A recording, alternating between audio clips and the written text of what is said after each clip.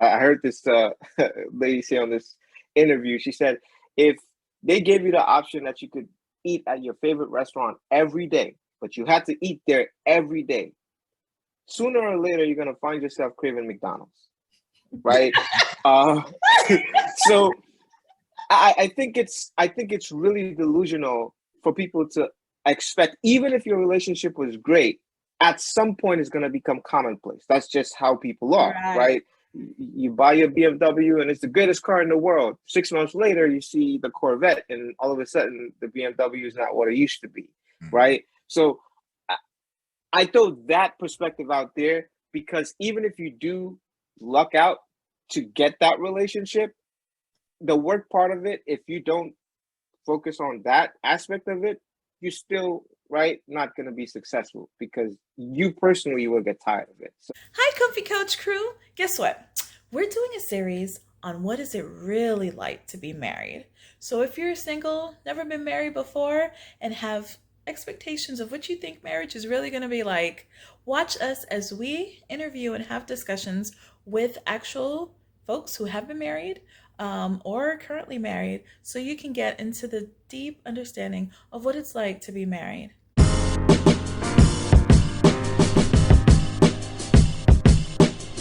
Hi, everyone. Welcome back to my comfy couch.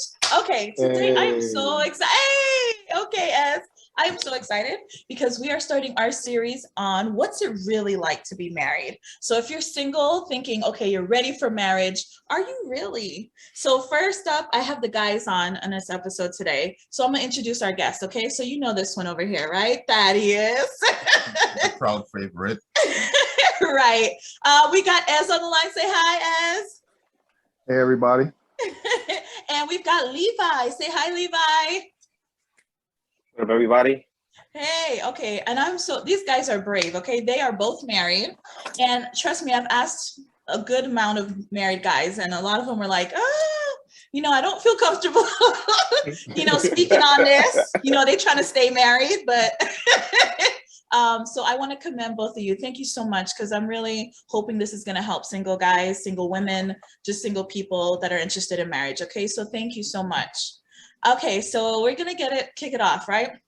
So a lot of us single people, I'm sorry, I think have a preconceived notion of what we think marriage is going to be like, right?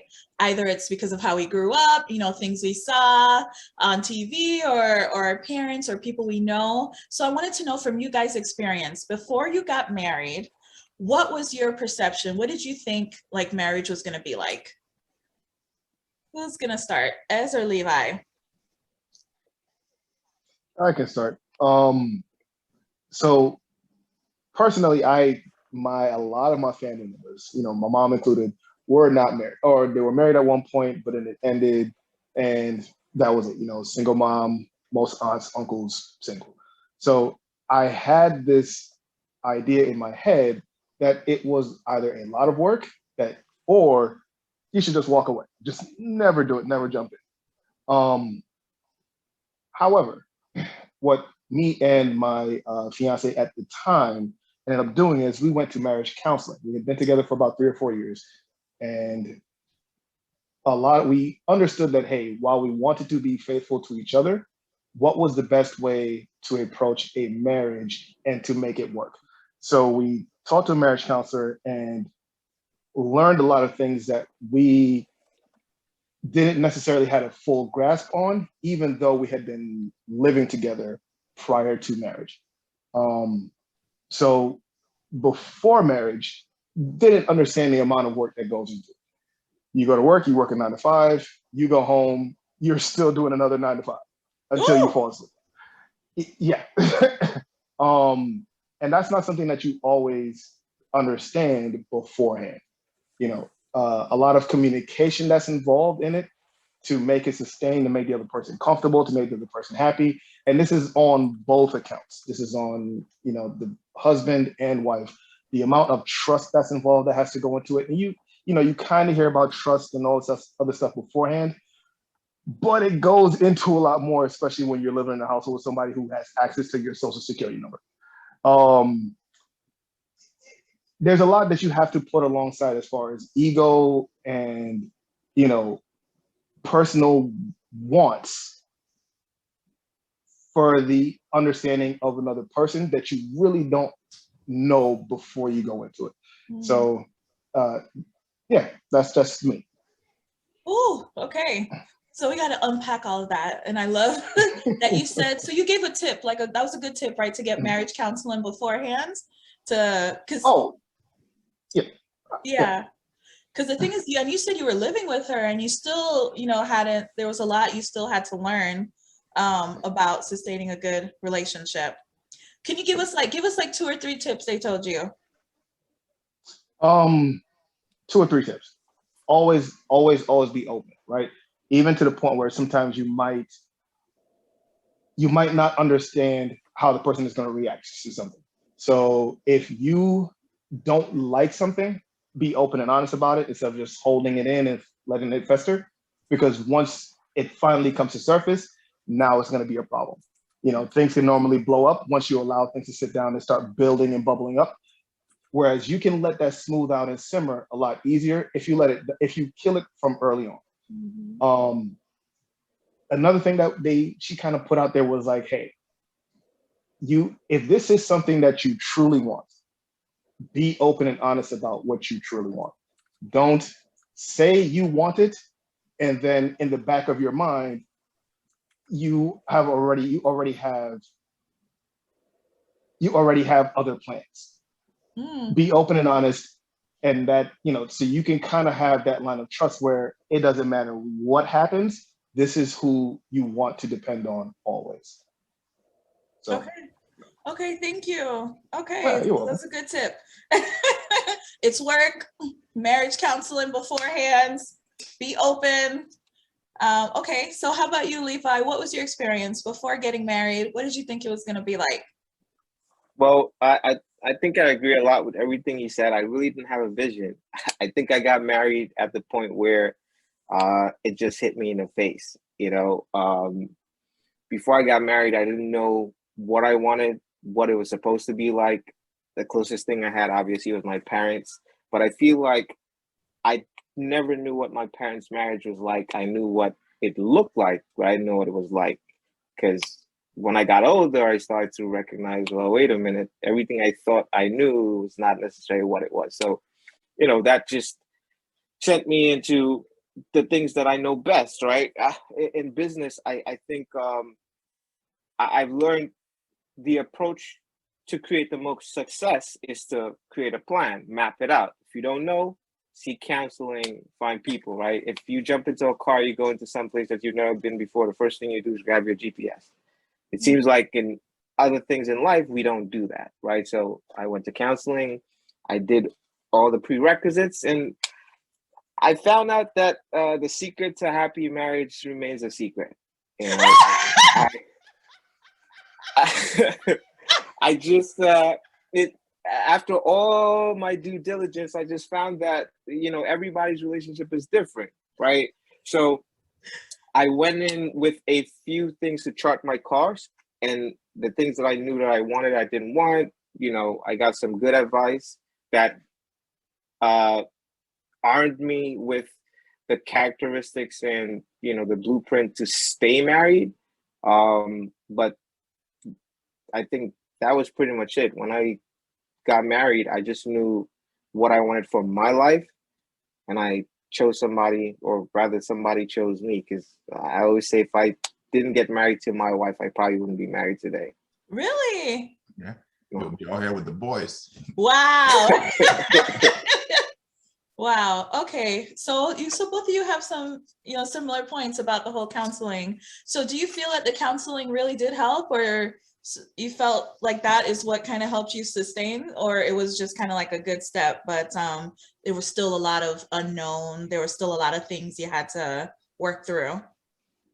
No, 100%. I think in counseling, it gave me a lot of, trajectory, right? Nothing concrete. Anything that I say here is not going to be absolute. And, 3 things I took out from counseling, tough times don't last, tough people do. True love is not found, it's built. So, my counseling came a lot from that trajectory, setting me up to know that, hey, this is not a bed of roses. You kind of chart your course as you keep going along. And I think what I found is one thing that I was told: most people don't stay married for the same reason they get married.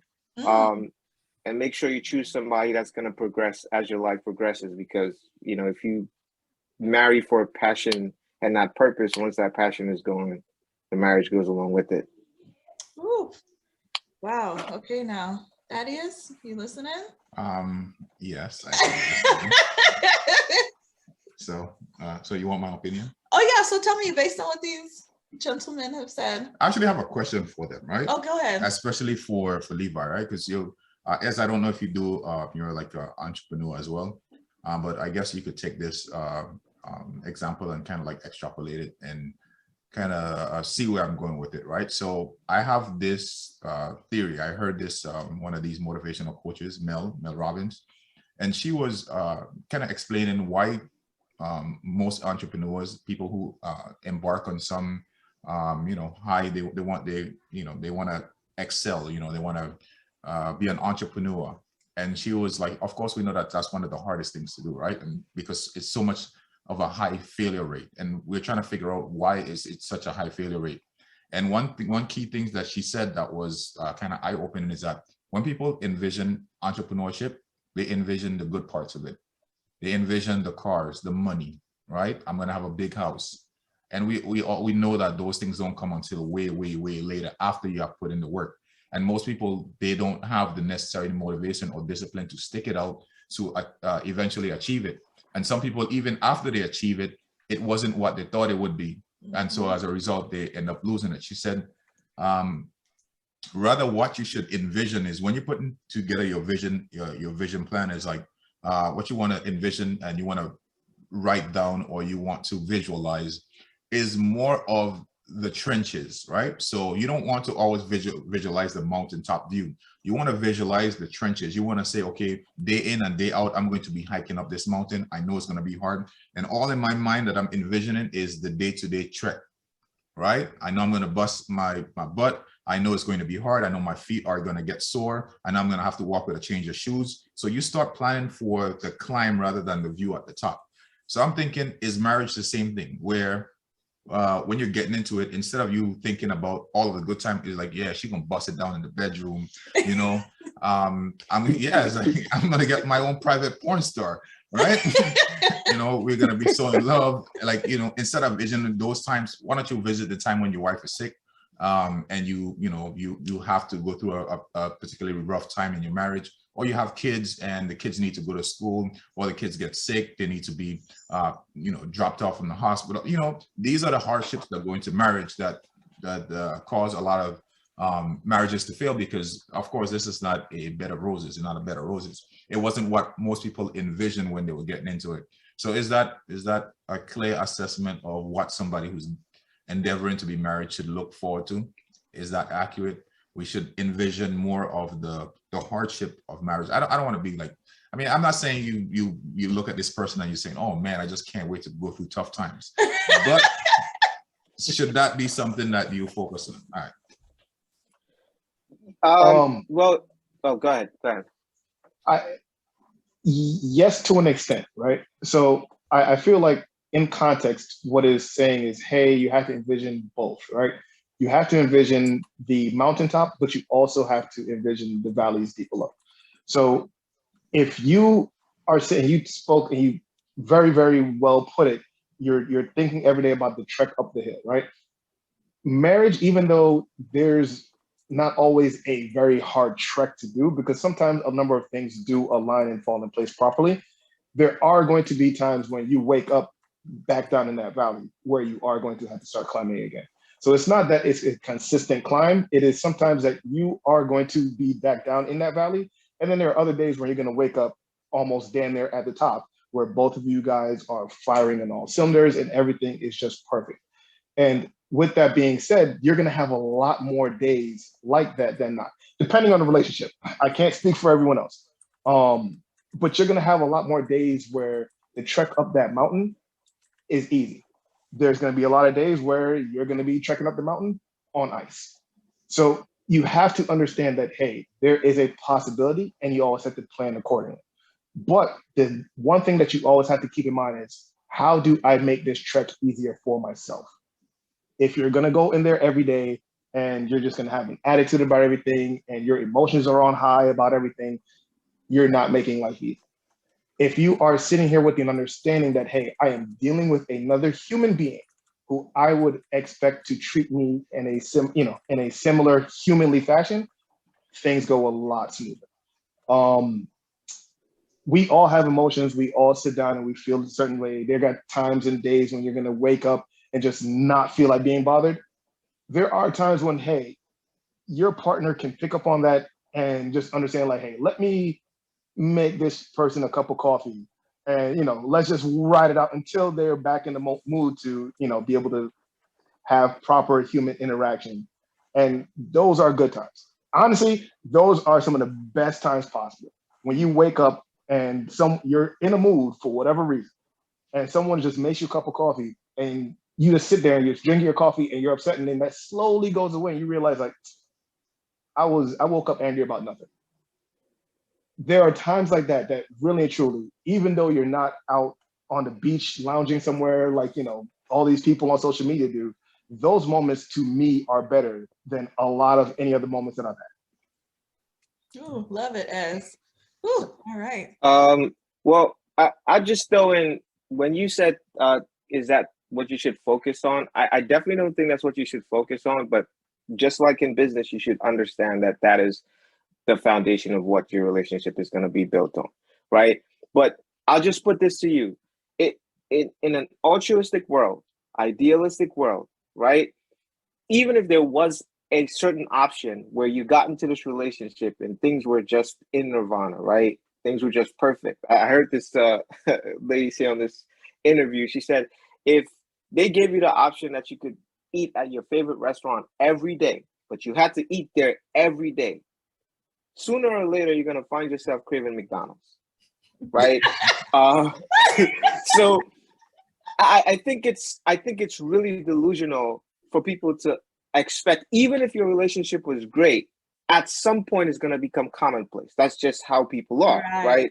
You buy your BMW and it's the greatest car in the world. 6 months later, you see the Corvette, and all of a sudden the BMW is not what it used to be, right? So I throw that perspective out there, because even if you do luck out to get that relationship, the work part of it, if you don't focus on that aspect of it, you're still not going to be successful, because you personally will get tired of it. So it's always in work. But in terms of the reality, I think, yes, going back to true love is not found, is built. A lot of people get the promise, right? Because that's what sells. You go to a seminar, you go to a business venture, all these things, they hype you up with the sensationalized stuff, right? Marriage is good, you get kids, you get family, you get all these things. And what they don't tell you is the work part of it, because that nobody wants to hear that doesn't create the emotion, right? And a lot of people, what they do is they go into this thing expecting the promise, but what they get in front is the process. And then they feel like somebody cheated them because they really didn't explain the process to them. And that's why you have a lot of failure. Because I'll leave this last point. I always tell people who have this new sense of what relationships should be, if you look at the history of where relationships came from, people made a choice before they vetted. Today we live in a world where you vet before you make a choice, right? Now, I'm not advocating that you make a choice before you vet, but you have to meet somewhere in the in the middle for you to be successful. Because I see a lot of people who are spending all their life vetting and they never end up making a choice. That's why they home and they still got a cat. Yeah. Hey, I ain't got no cat. Okay. All right. So, no, thank you. You both of you are dropping knowledge for real. Thank you so much. So, so it looks like overall, both of you felt like there is a benefit to marriage, right? Because there's a lot of people feeling like, why get married? You could get all this free vagina. Why should you settle down and get married? Do the two of you agree that marriage is beneficial to men? 100%. I think in a pragmatic way, um, for me personally, I know that I would not be as focused and mature as I am today if I didn't get married when I was young.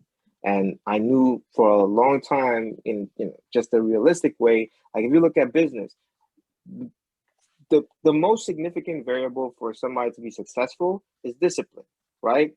That tranches down into how people look at you. When you're married, you get a very different regard going into a business transaction. People that you do business with, they look at you differently, right? Um, Along with all the other things, obviously, kids and children. I think those are kind of like just pragmatic ways outside of the companionship and all the other things that people kind of just look for in marriage. But definitely. See, that's interesting. I wouldn't think about that, the business advantage. Yeah, they said that most CIOs, most or C-level folks, most millionaires they are married. And is it because they feel the discipline that comes along, or the fact that you can be A lot of times responsible? you look a little more favorable because even in the military, they do that. A lot of the COs, a lot of captains and colonels, when they start moving up in rank, they are looked upon more favorably if they are married. So if you look at any high-ranking general military, almost every single one of them are married. Why? Yeah, you're most Look stable. at A young Look guy. at how you ordained pastors. You walk in there, you see a single pastor. It's like, well, buddy, like, what's happening here? So Yeah, you're this you see as more stable. Young guy, man, I could just pick up and leave. I don't, I don't have anything to lose. But if you have a wife and a kid, now you have responsibility. You have something to lose. So people are more likely to give you more responsible, titles. C-level, CEOs. okay. Ez, what Sure. about you? Ez, are you agreeing that it is advantageous to get married? In a lot of circumstances, possibly. If you are already someone who has your life figured out, then there's really no need.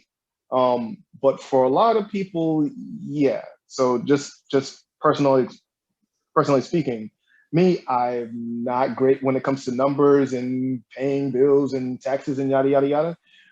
But my wife is. So even though when we got married, one of the big things is, hey, I'm just like, hey, look, take this. This is what you said we needed. Pay the bills. I don't want that responsibility. I will do everything. I will fix what I need to fix. I go to do my 9 to 5. I do all this other stuff because I am just not great when it comes to money. I will spend it like I'm a millionaire, and it's dumb. So for me, marrying someone who understands that about myself, and I know this about myself, it really helped a lot because, hey, my credit score went up quite a bit because I had someone who was actually more worried about my credit than me. I had someone who was sitting here saying, hey, look, you might want to take care of these people who call the house by student loans. It helps. It helps. Because I was more focused on dealing with my kid and growing myself versus a number of other things that she 100% covered because that was her sort of thing. So yeah, it worked out for me. And there's a number of people where if you can find someone who fills the gap in yourself, it works. Wow, love it. Okay, so thank you. But just to be, I guess uh more traditional, I do feel though, if you are looking to raise a family within the structure of, a man and his wife, like that spousal relationship, raising your kids, there's no other structure that's more beneficial than that, No. right? Being in a committed relationship, raising children. A mom could do as best as she can by herself, or a father best as he can by himself, even if you have the resources. But in that structured commitment, that is the best environment to raise your children. Oh, agree 1,000%. Wow, okay, love it. So let's get into the nitty gritty now, okay? I hear men complain that, or I heard the saying, right? That men get married hoping the woman will never change, and the woman gets married hoping she can change the man, right?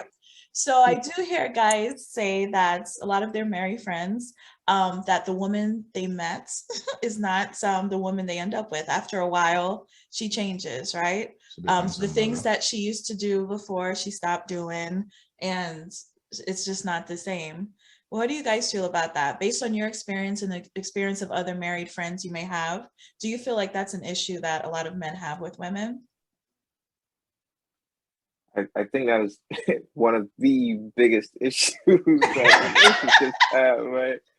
You know, it's this expectation. They say, you know, disappointment is less about what you find and more about what you expected to find, right?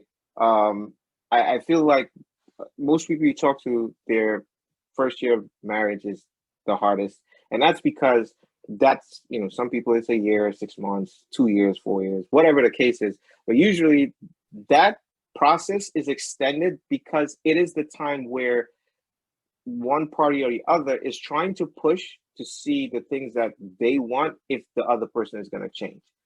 And if that person is stuck in, you know, their way of doing that certain thing, you know, it might take you 4 years to realize. I mean, it's taken my mom 30 years to realize that my father's just not going to clean up after himself, you know. But it changes. But I do feel like for men, we have very different expectations of what we want from women, and women likewise. So you always gonna have that dichotomy between, you know, women blaming men for this and men blaming women for this. But as long as you communicate effectively what you're looking for from that relationship, I feel like you'll get the best results, Okay. whether they I, change or I not. agree. I agree. I feel like a lot of the expectations that people have nowadays comes from TV or social media on what marriage is. So a lot of their misconceptions really and truly come from snippets of what they see. They Mm-hmm. see the glam and the glory when people are out on vacation and partying, or if they're out, you know, whatever the case may be, but they're not seeing behind the scenes how much work it took to get there. Yes. So so when we talk about the changing and yada yada yada, what people are not understanding is, hey, when they got married, he didn't want his wife to change the freaky, nasty stuff that she was doing prior to them getting married. And what she wanted was for him to, you know, stop being out in the streets and completely focus on her and her needs and yada yada yada. And what people don't tend to understand is that, like Mr. Levi said, was it's work, and it's a lot of communication that goes into this before saying I do. You need to both sit down and understand, like, hey, this is what we want from the other person. And then once you get married, start being realistic when you start realizing, like, hey, this person really isn't going to change XYZ. Can't I handle that? So what can I do to make this relationship work where this person is really not going to change? What can I do? Am I willing to stick with it, or am I willing, or do I want to leave? Um, there's a lot that goes into it. Wanting people to change. Are you accepting change? Are you willing to accept to change yourself? That comes with holding a mirror to yourself and saying, hey, yeah, I really do always pee with the damn and leave the toilet seat up. Or, you know, I do need to wash up because she washes the dishes 9 times out of 10. I can go ahead and be, you know, less in that mode. There's a number of things that you have to be willing to accept. Look in the mirror and say, hey, yeah, let me go ahead and make this change because this person is correct. And that goes on both ends. Okay. Okay, Thaddeus, are you open to change, sir? Mr. My Way or the Highway? Yeah, I still want to go back to that example though, because like you were saying, we see on Instagram, we see all the highlights, right? Like I was going back to the example with the entrepreneurs. When you see entrepreneurs on Instagram, that's all you see. All you see is Ferraris, Lamborghinis, mansions. Like that's all they show you. Like they don't show you the 16-hour working in the office every day that it took to get to that. And that's what I was asking at the beginning is, should you focus more on putting in the 16 hours than you do the Ferrari? So is when you envision in marriage, if you're getting into marriage, to me, it would be more beneficial to talk about the tough stuff, to talk about the work, to envision you working through problems first. And then, of course, if you put in 16 hours a day, like just by doing that, the result of that is the car, is the house. To me, by working through problems through marriage, the result is a happy marriage. Like that's the result. That's Sure. I also want to throw in something from Nicole. I do feel like uh, there's this disconnect between, of course, men want women to stay the same, all right, because that's what drew you, right? But I feel like women usually are more in the sending their representative role before Ooh, you get in that relationship. And then wow. men usually are, and I'm talking about at the point where you're coming for the relationship standpoint, Mhm. right? Because obviously they want to set out that appeal. And I feel like it's just innate in people, right? Going back, not to preach, but to get biblical, when Mm, man was formed, man had this whole existence outside of the parameters of a relationship. He was there with no woman. But then when women came, their whole existence was within the parameter of a relationship. So if you get in this relationship, the likelihood that the man is probably who he was when you met him is probably going to remain a high probability. If you missed a few markers, that's on you, but he's probably going to stay the same, right? But the woman, what tends to happen is now you got the relationship, she's comfortable, she starts doing her other duties within the relationship and she forgets about the relationship, right? So then, she's not as sexy as she used to. She have kids now. It's about the kids and less about the man. When the man is like, no, this is still what we started here. So you have this divide because the roles are just different, right? Even in a world where now you have independence for women and men, the role for a woman in a relationship innately is just more caring because she's just a more nurturing person than a man would be. So are men to be more understanding if the kids come along that she has to do both? Or does she have to kind of really be cognizant to keep that balance going where this is my man, this is a foundation. I can't be showing more attention to our kid, than him. So I think women do have to learn how to balance there because you're right. I mean, that was part of the foundational, one of the parts that as to why you guys got together. So I think that's a really Well, good point that women need to be unless mindful of. unless you're in the day when you're having 10 kids, I mean, at this point, people are having maybe, you know, two or three, Mhm. per unit. So if you're talking about two or three kids, maybe two, which is kind of like average, and you have those kids early, you got to be very mindful that your relationship is going to succeed those children. And that's Yes. the problem you run into, right? So by the time you get beyond, you know, raising the kids, you ain't got no relationship no more. You're just But in the the thing house is with, that now she has all this added responsibility, though. You get to keep your same role and duties, but a lot of times the woman bears the brunt of taking care of the kids. So it's like she has all these extra responsibilities. You think like if the man stood up and really helped her and she was able to lighten the load by having him help, that, it would be, a little bit more equal because the guy gets to Yeah, stay the same. I agree. I'm leaning a lot more towards what Nicole was saying. I'm very non-traditional. I'm the most non-religious person that out there, right? So sorry to offend anyone here, right? But to me, the way so in a partnership, I can't 100% in today's society sustain my household with me working alone and my wife, her only contribution is taking care of the house and the kids, right? Right, In a lot of situations, we don't make that much money. We don't make enough money to do that, right? right. So both of us work. And with the kid, we both, again, being in a partnership, parent.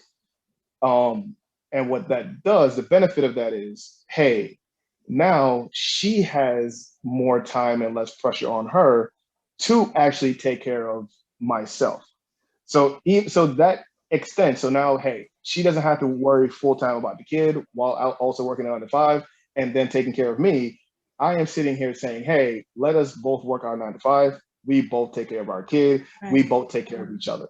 That makes it so much easier when things are across the board versus, hey, you take care of the kids and then take care of me while I sit here and watch football. Right. Kind of doesn't really work that way, being realistic. Yeah, but that's not the point I was making, though. My point was more so that it's more natural for women to choose. Let me put this out to you then, right? Because this would be the existential quandary to really make it so far extreme that you kind of get the point. If you had this situation, how implausible as it may seem, that you could only save your wife or your child, who are you saving?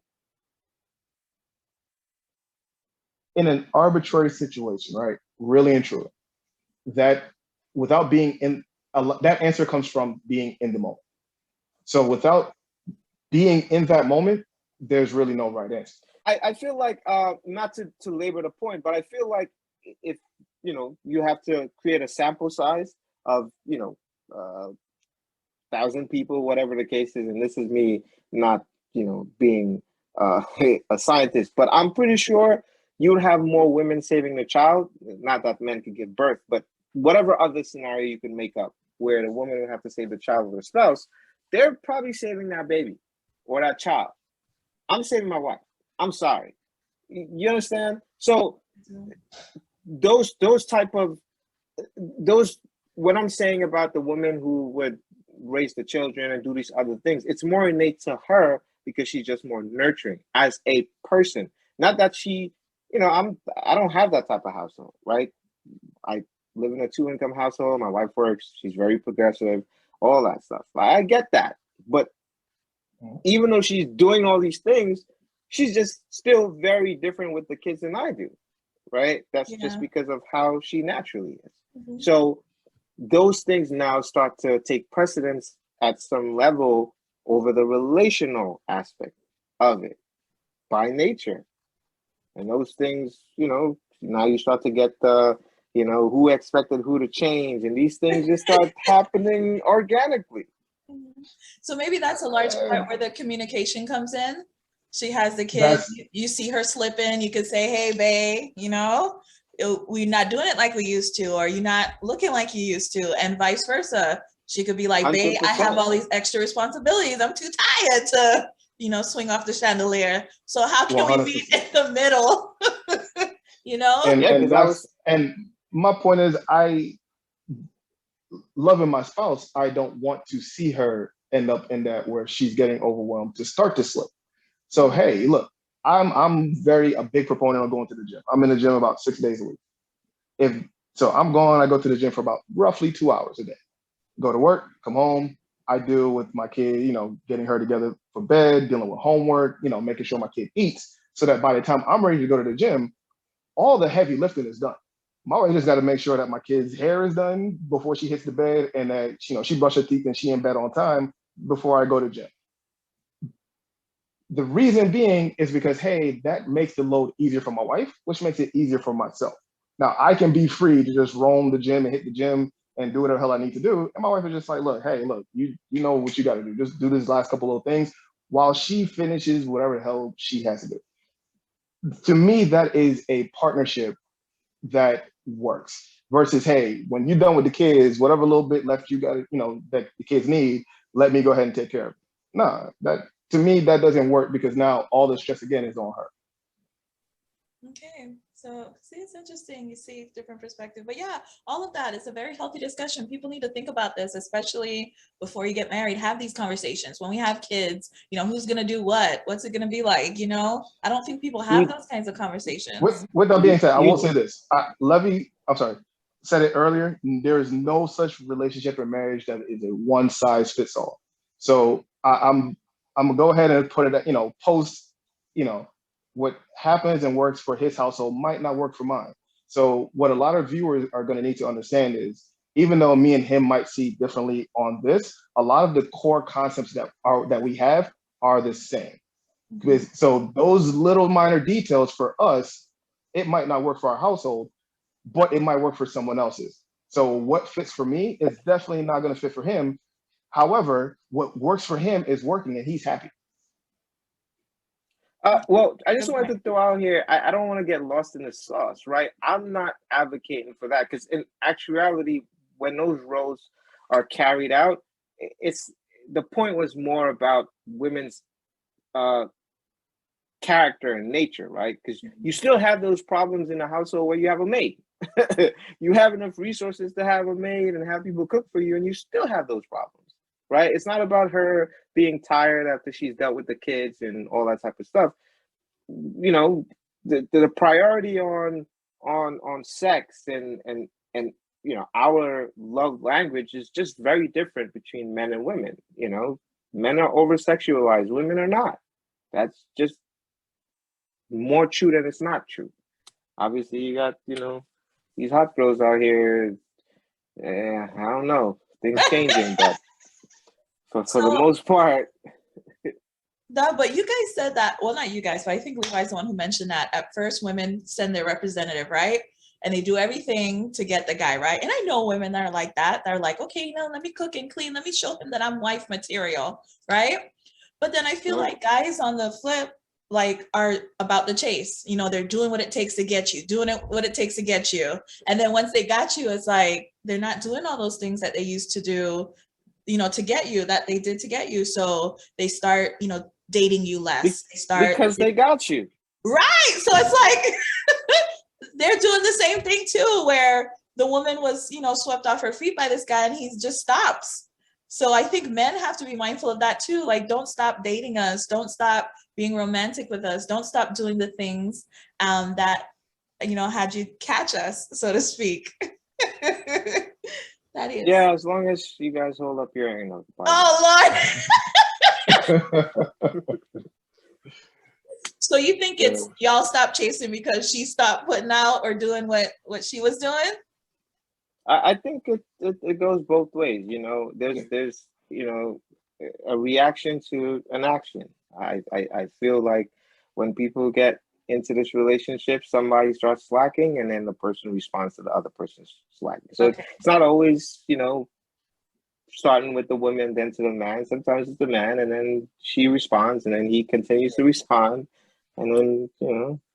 I agree. And I think that's a really good point. So singles out there, because I think a lot of them feel that way. It's like, okay, let me try to get married, you know, let me do what it takes. I'll get married. Poof, the work is done. I got my husband or wife. It's like, no, you gotta stay up with your A game. Okay, that's a part of the work that we talked about. That's a part of the work that we talked about.